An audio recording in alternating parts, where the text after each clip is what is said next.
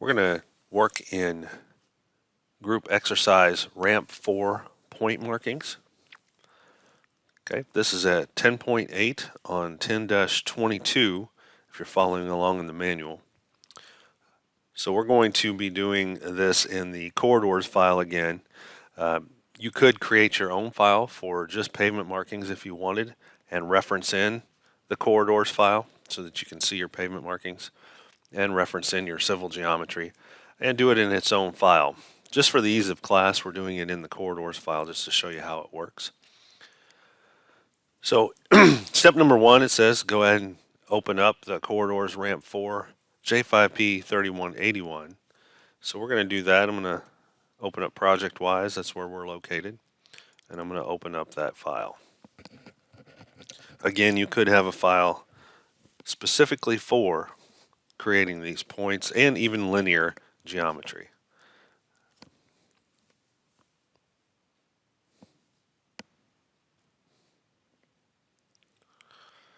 All right, once the file opens, you'll want to hit F6, which will allow us to see our 2D and 3D view.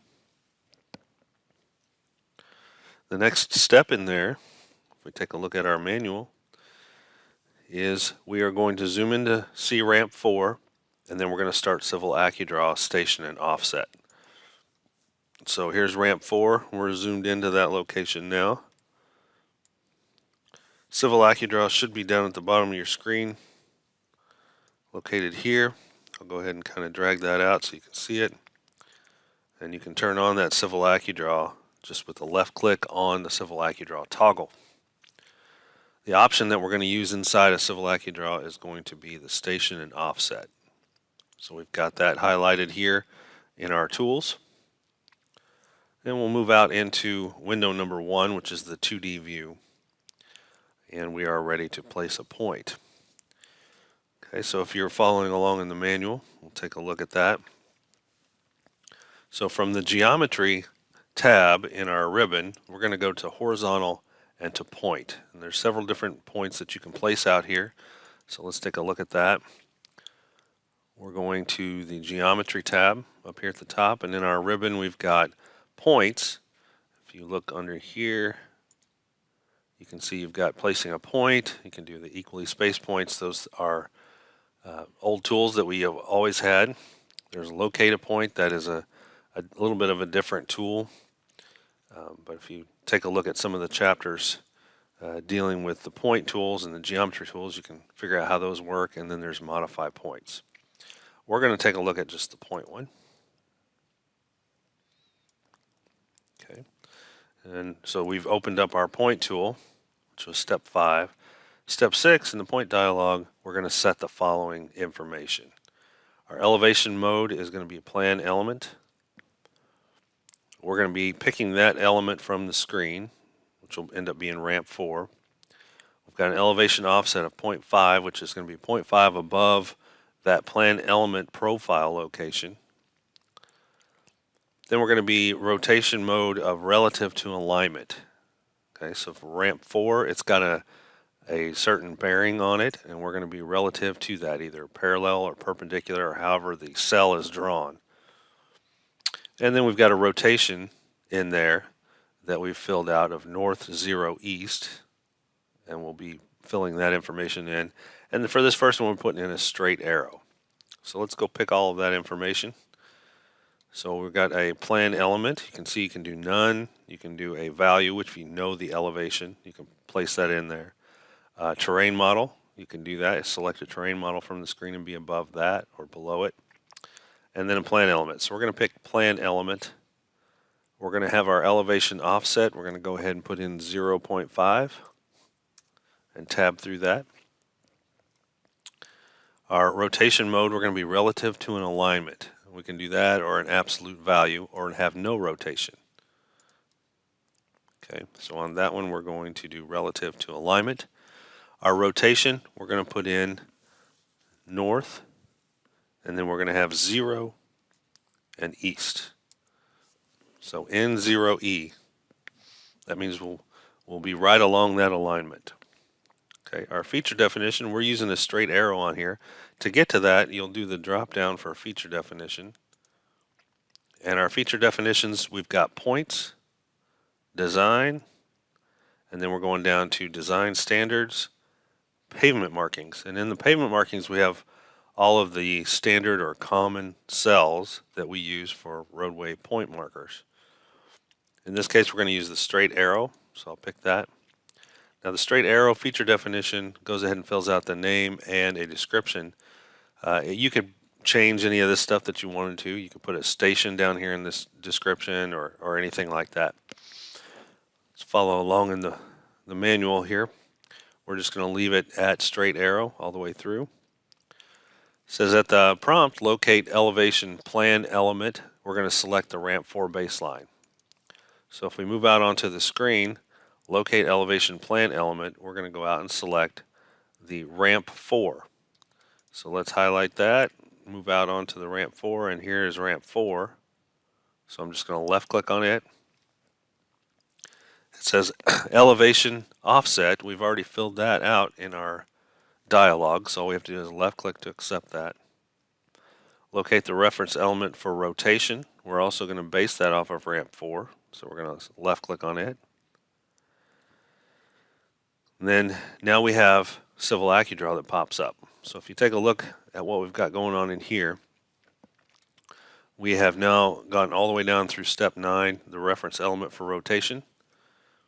So now we're on step 10. It says set the Civil AccuDraw to be based on ramp 4 baseline. To do that, we're going to tab down to the offset field and hit the letter O. Okay.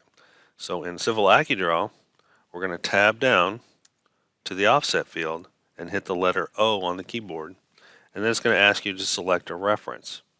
So we're going to pick this ramp 4 as our reference. So we'll come down in here, and we might have to zoom in a little bit. We can see ramp 4 there. We'll left click on it, and now our station is based off of ramp 4. All right. So we'll come back in here, and at the so we've selected ramp 4, and so it says in Civil AccuDraw we're going to key in 0 plus 50 for our station, and we're going to be at a -9 feet. So to do that in our station, we're going to do a 0 plus 50, and we'll hit the enter key to lock that in. Move the mouse around, you can see the blue line that lets us know where it's at, and we're going to be pretty much in the middle of this roadway. So our offset's going to be -9. So -9, we'll hit enter on that, and that will lock us into that spot. So all we have to do then is left click on it, and now it wants to know the rotation. Well, I've locked in that north 0 east, so you can see it's right along the ramp 4 and it's locked in. So all we have to do is left click to accept that, and it will place that pavement marking. As you can see out in our window 2 over there, which is our default 3D, we now have that pavement marking on top of our corridor. Okay. So we'll slide down through here. We've did step 15. We're on 16 now. It says repeat the necessary steps for placing straight arrows at the following locations. So we're going to put one at 2 plus 50 and at 4 plus 00, both being a -9 foot offset. So 2 plus 50 and 4 plus 00. So that's doing the same steps. We don't even have to get out of the tool. We're still using straight arrow. So our station will be 2 plus 50, and we'll hit enter on that. Locks it in down here. So I'll come down a little bit here. And then we've got that -9 offset and enter. And that'll put it in the middle. We can left click to place it. And we can accept that we're going to do north 0 east again for our rotation.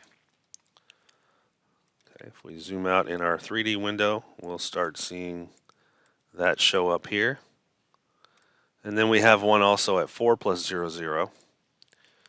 So in our station, we'll do the same thing, 4 plus 00, enter. Move the mouse around, it locks you in there. -9, enter. And it puts it right in the middle of it. And we'll left click to accept that placement, and then we'll just left click again to say that we're going to be right along that alignment at north 0 east. And then you should see now we've got the one at 4, the one at 2 plus 50, and the one at 0 plus 50. All right, so let's take a look at the manual again. Now we're going to place a left turn arrow at station 4 plus 50 with an offset of -9 and a direction of north 90 east. So this particular cell is rotated a little bit, so it's north 90 east instead of north 0 east. And we'll see how that works for us. Okay, left turn arrow, 4 plus 50, -9. So let's go in here. Here's 5 plus 0, 0. So 4 plus 50 is going to be right in this area, just past our straight arrow. So to do that, we're going to go up into our geometry tab, and then we're going to go down to point, and then point again.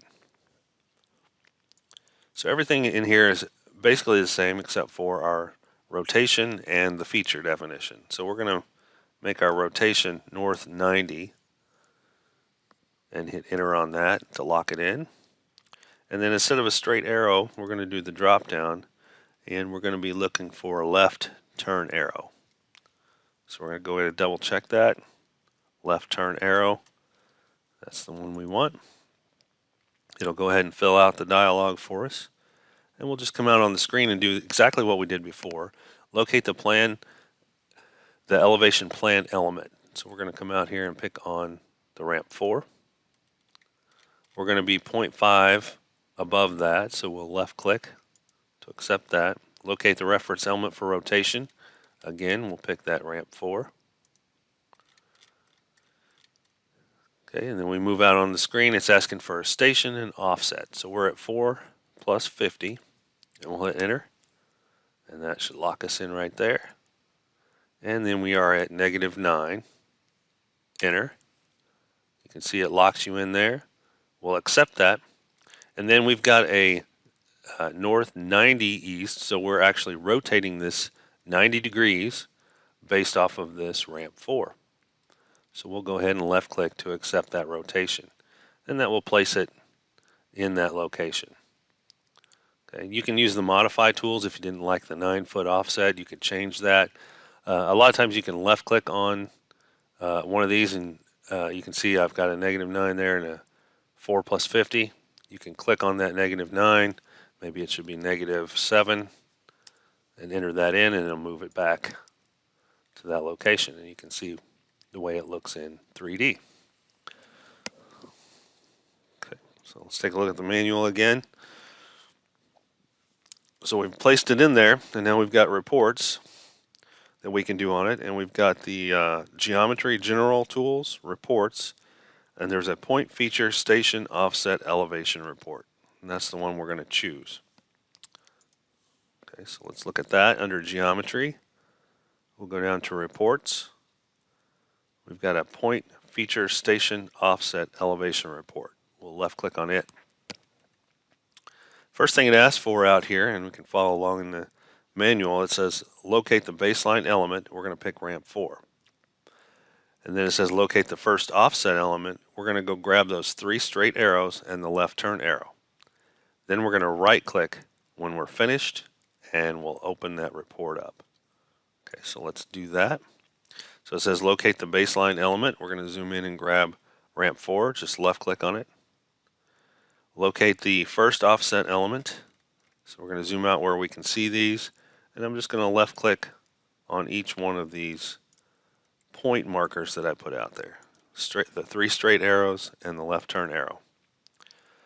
Then it says, are you done? If you're done, you'll just right click, which is a reset. It will pull up the station offset elevation feature report. Okay, and that's this one here. So now we've got a point, which has a name to it. So we've got our straight arrows and our left turn arrow. We've got the station, the offset. I changed that 1 to -7. And our elevation, what that elevation ends up being. And then it tells you what the feature definition is that's being used for that particular point. Okay, so the report is now done, and then you should have something that looks like what we have in that right window, that 3D view, with our point markers.